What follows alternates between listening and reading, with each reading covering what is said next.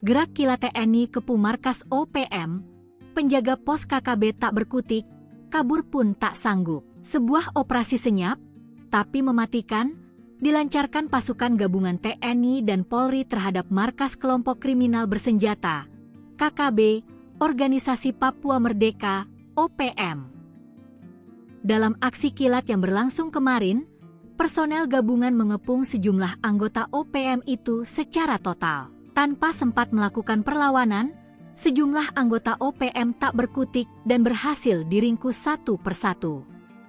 Operasi ini berlangsung di jantung pergerakan OPM di Kabupaten Yahukimo, wilayah Papua Pegunungan. Menurut laporan Tribun Papua Tengah, tim gabungan menyasar 2 titik lokasi vital yang selama ini dijadikan tempat persembunyian OPM, yakni di Jalan Seradala KM2 dan kawasan Kalibiru, Distrik Dekai. Kedua lokasi itu diketahui sebagai markas persinggahan Batalion Iden Sawi, kelompok tempur di bawah Komando Kodap 16 Yahukimo OPM.